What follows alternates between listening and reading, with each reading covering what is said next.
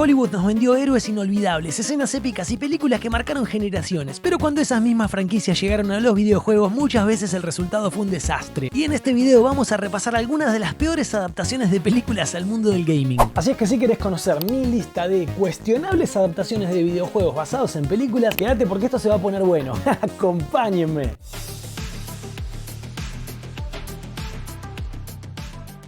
Arrancamos con Rambo para NES, lanzado en 1987 y desarrollado por Packing Videos. El juego fue publicado en Norteamérica por Acclaim. A simple vista uno pensaría que un juego de Rambo tenía que ser pura explosión, disparos y caos, pero acá la cosa fue bastante distinta. Este juego toma como base First Blood parte 2 y nos pone en una misión para infiltrarnos en territorio enemigo, rescatar prisioneros y avanzar por distintas zonas llenas de soldados y criaturas extrañas. Y cuando digo criaturas extrañas me refiero específicamente a arañas y serpientes, tal y como ves en pantalla. En cuanto al gameplay, mezcla acción lateral con exploración, pueblos, personajes con los que tenés que hablar y hasta elementos de RPG. Tenés experiencia, subís de nivel y mejorás habilidades. Sobre el papel la idea no era mala, de hecho muy buena. El problema es que en la práctica casi nada funcionaba del todo bien. Rambo empieza con un cuchillito de alcance cortísimo, incómodo de usar y durante buena parte del juego dependés de grindear enemigos para volverlo realmente útil. O sea, en lugar de sentirte como una máquina de guerra como uno esperaría, muchas veces sentís que estás farmeando como si esto fuera otra clase de juego completamente distinto. Y para mí una de las cosas más raras son los diseños de los mapas, ya que las transiciones entre pantallas son bastante confusas y hay zonas que parecen estar conectadas de forma bastante ilógica. Por ende, moverte de un lado al otro termina siendo a veces más confuso y frustrante que desafiante. Por supuesto, esta es mi opinión personal, sentite libre de decirme si crees que este es el mejor juego de NES, porque bueno, puede ser, al final del día es una opinión. Lo que sí voy a destacar es que aquí se nota que hubo intención de hacer algo distinto, porque no se fueron por el camino fácil del shooter directo, intentaron mezclar exploración, progresión y narrativa, pero bueno, el resultado final termina siendo un poquito cuestionable, creo yo, por la dureza y la experiencia confusa y muy poco satisfactoria para alguien que al final del día solo quería sentirse como Rambo. En resumen, para mí este no es un mal juego como tal, de hecho puede ser entretenido, tiene ideas interesantes y propone una aventura bastante completa dentro de lo que eran los videojuegos y la tecnología en esa época. Me parece que el problema es otro y creo que tiene que ver más con cómo intenta conectarse con la película, porque cuando uno piensa en Rambo espera acción directa, intensidad y algo mucho más explosivo, y acá el juego toma un camino completamente diferente.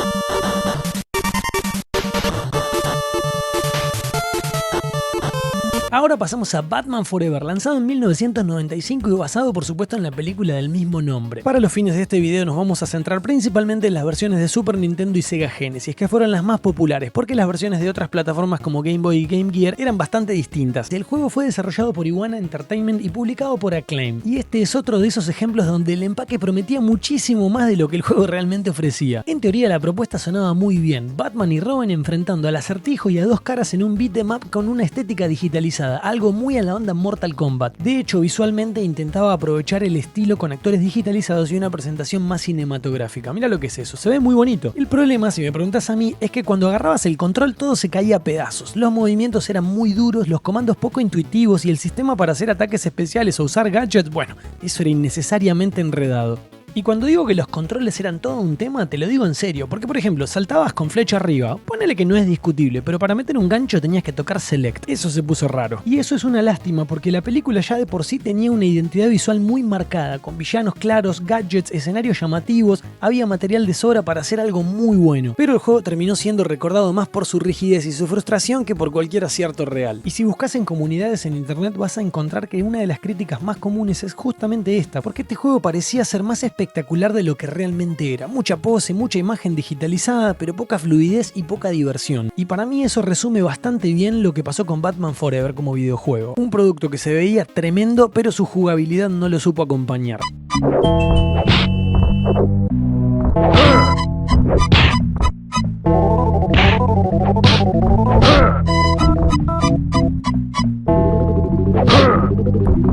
Sigamos con un caso bastante particular, porque este juego tiene una reputación curiosa. Estamos hablando de Jaws o Tiburón para NES, lanzado en 1987 y desarrollado por Westone. Cuando uno piensa en Jaws, espera tensión, persecución, miedo, pero el juego va por un camino completamente distinto, ya que la idea principal es bastante simple, pero también rara. Tenés un mapa con dos puertos y tu objetivo es ir navegando de un puerto a otro, mientras se activan encuentros aleatorios. Cada vez que aparece un enemigo, el juego cambia a una especie de shooter submarino bastante básico. Y el problema, si me preguntás a mí, es que prácticamente siempre vas a ver lo mismo y de manera muy repetitiva. Rayas, medusas, tiburones pequeños, nada más, literalmente 4 enemigos en todo el juego. En cuanto a la jugabilidad, vos arrancás siendo prácticamente incapaz de hacerle daño a un tiburón, entonces tenés que derrotar enemigos para conseguir ítems, y esos ítems los intercambias en los puertos para poder subir tu poder de ataque. Pero ojo con esto, porque no podés usar el mismo puerto 2 veces seguidas. El juego te obliga a ir de un puerto al otro constantemente en un loop bastante repetitivo. Y lo más llamativo es que aunque te hagas más fuerte, ese poder que ganes solo afecta al tiburón y no a los enemigos chiquitos, ya que estos enemigos normales o chiquitos como yo los llamo siguen resistiendo exactamente lo mismo, lo que hace que todo el sistema de progresión se sienta un poquito desconectado. Después hay detalles muy puntuales que te das cuenta cuando te pones a jugar. Por ejemplo, si eliminas enemigos muy cerca del borde de la pantalla, ni siquiera podés agarrar los ítems que sueltan, porque tu personaje no llega hasta esa parte. Son esas pequeñas decisiones de diseño que no parecen graves, pero que sumadas terminan afectando la experiencia. También hay un submarino que podés encontrar en el mapa que te da más movilidad y un arma diferente, pero sinceramente no cambia demasiado el juego y muchas veces ni vale la pena estar buscándolo. Y después está el combate contra el tiburón, porque cuando aparece en el mapa primero te enfrentás desde el barco tirándole con cosas, y cuando te alcanza pasás a estar abajo del agua como un buzo donde sos invulnerable por unos segundos, pero al principio directamente no podés ganarle, ya que su barra de vida es enorme y encima se regenera constantemente. Tal vez con todo lo que te estoy contando pensarías que el juego es un desastre total, pero en realidad es un poco más interesante, porque Tiburón no es un juego horrible. De hecho, es bastante entretenido para sesiones cortas, por lo menos a mi criterio, y tiene una idea base que no está para nada mal, eso de ir construyendo poder para enfrentarte a un solo enemigo gigante que siempre está presente. Creo que el problema es otro, la falta de variedad, la falta de profundidad, y después de un rato sentís que ya viste prácticamente todo lo que el juego tiene para ofrecerte.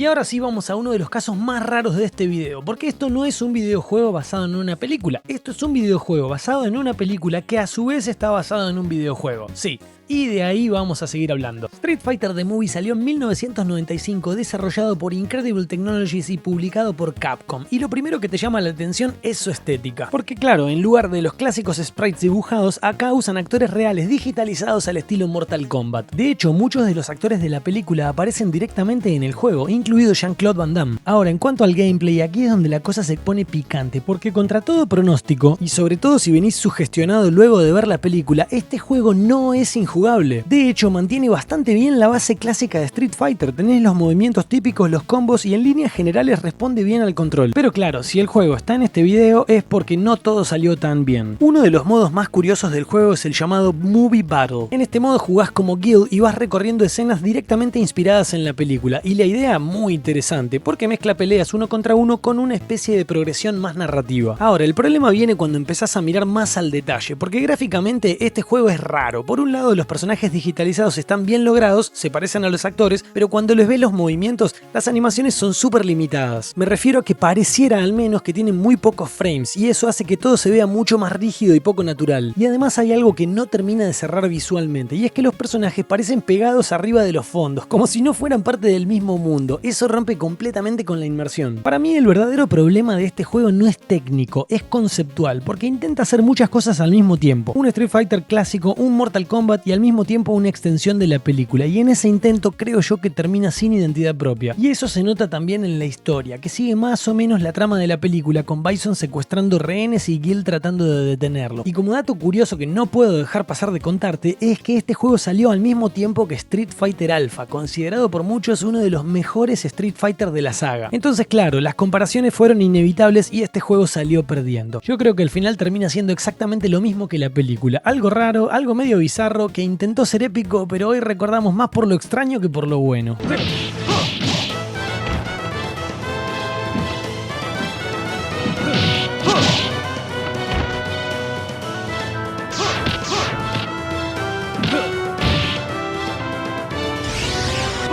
Y ahora sí, llegamos a uno de los juegos más infames de toda la historia de los videojuegos. Hablamos de Superman 64, lanzado en 1999 para Nintendo 64, desarrollado por Titus Software. Este juego tenía todo para ser increíble. Uno de los superhéroes más importantes de todos los tiempos. Un mundo abierto en 3D y todos los poderes de Superman. El resultado, un desastre total. Pero bueno, vamos por partes. La historia te dice que Lois Lane y Jimmy Olsen fueron secuestrados y que todo sucede dentro de una especie de simulación virtual creada por Lex Luthor. Y esa es la excusa que usa el juego para justificar lo que estás a punto de ver, porque si hay algo que define Superman 64 es la niebla. Tal y como ves en pantalla, todo el juego está cubierto por una niebla espesa, no ves edificios, no ves la ciudad, no ves absolutamente nada, o bueno, ves un poco, y oficialmente esto se explicó como niebla de kriptonita. Exactamente, kriptonita en forma de niebla, no la viste venir. Y esto en realidad era una forma de ocultar problemas técnicos y de rendimiento, bastante inteligente como estrategia si lo analizás. Pero ahora hablemos del gameplay, que es lo importante. Una de las primeras misiones del juego es volar a través de una serie de anillos, y no una vez, no dos, una y otra vez durante todo el juego. Pero lo peor no es eso, porque a mi criterio lo peor son los controles. Podés volar, usás el botón Z, pero muchas veces tenés que presionarlo varias veces para que Superman haga algo. Y es que de verdad, literalmente a veces ni siquiera responde. Y una vez que estás en el aire, controlarlo es muy complejo. Déjame volver a repetirte que esta es mi experiencia, mi apreciación y mi opinión personal. Sentite libre de dejarme en los comentarios si vos crees que es un juegazo, porque al final del día estas son opiniones. Yo creo que no se siente como Superman, no se siente rápido, no se siente poderoso, girar puede tardar varios segundos y aterrizar o despegar a veces parece completamente aleatorio. Hay una misión que me hizo pasar muchos dolores de cabeza y es una en la que tenés que agarrar un auto antes de que explote. Suena muy simple, pero bueno, a veces el auto explota antes de que llegues, otras veces simplemente no lo podés agarrar, porque aunque el juego te dice que volar hacia el objeto lo levanta automáticamente, muchas veces no pasa. Superman choca contra el auto, lo atraviesa o lo agarra por un segundo y lo suelta. Es completamente inconsistente. O bueno, también puede ser que yo sea malísimo jugando. Y después están los bugs, vamos a hablar sobre eso, porque puedes atravesar paredes, quedarte atrapado en el suelo y encontrarte en situaciones donde el juego simplemente se rompe o no responde. De hecho, hay momentos donde es más divertido romper el juego que jugarlo normalmente. Creo que visualmente el juego tampoco ayuda, el framerate es bastante bajo, las animaciones son duras y esa niebla constante que cubre todo. Y otra cosa increíble es el modo multiplayer, porque ni siquiera jugás como Superman, sino que controlás naves espaciales. Exacto, naves espaciales en un juego de Superman, ¿qué te puedo decir? Y al final Superman 64 es el ejemplo perfecto de algo que tenía todo para ser increíble y terminó siendo todo lo contrario. No es solo un mal juego, es un juego roto, es frustrante y en muchos momentos directamente injugable. O estoy siendo tan duro.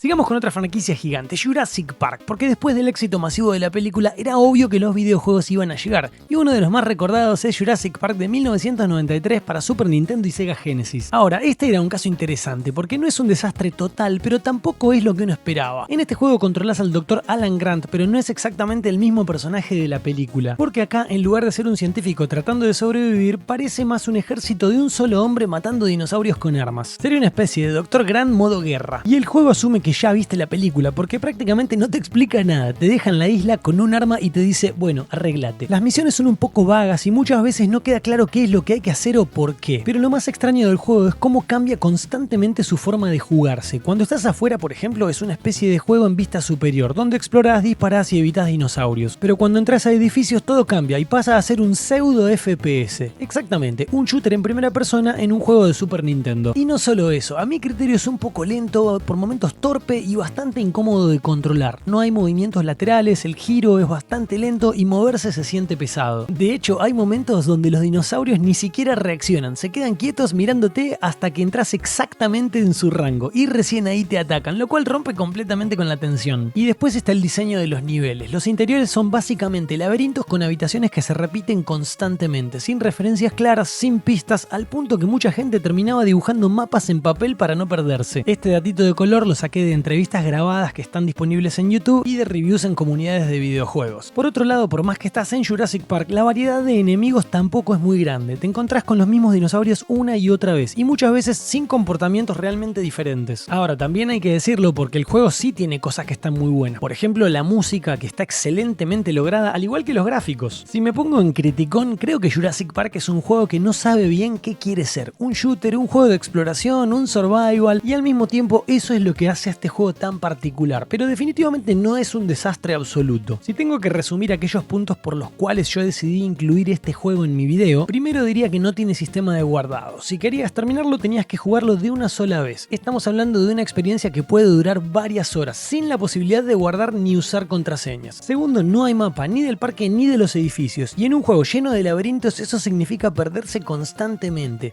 Tercero, los objetivos. El juego casi no te explica qué tenés que hacer ni hacia dónde ir. No es que sea una ciencia de cohetes, pero en general terminas avanzando más por prueba y error que por saber realmente lo que tenés que hacer.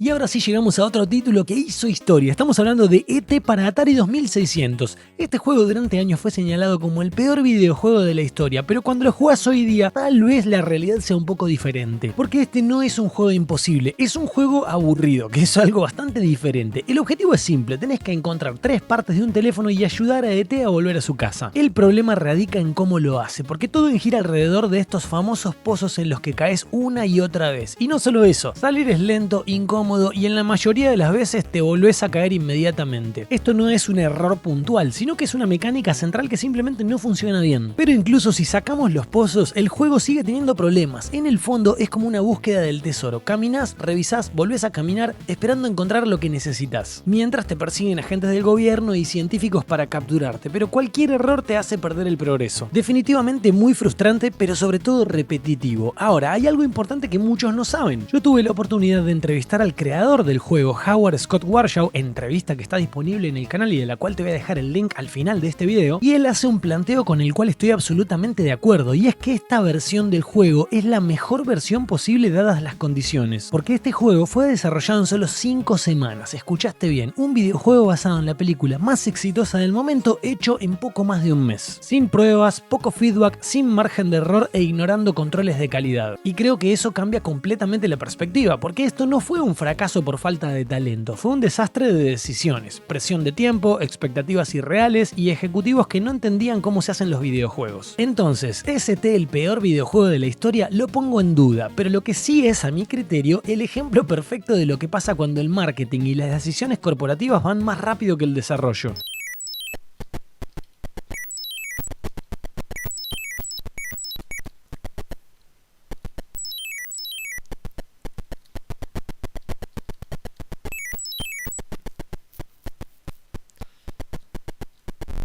Y bueno amigos, ahora les toca a ustedes porque me gustaría conocer sus opiniones. ¿Conocían estos juegos? ¿Los jugaron? ¿Están de acuerdo con que estén incluidos en este video de adaptaciones cuestionables de videojuegos basados en películas o no? Al final del día, y como dije antes, esto se trata de opiniones. En este video puse solo algunos de los títulos que a mi criterio son raros.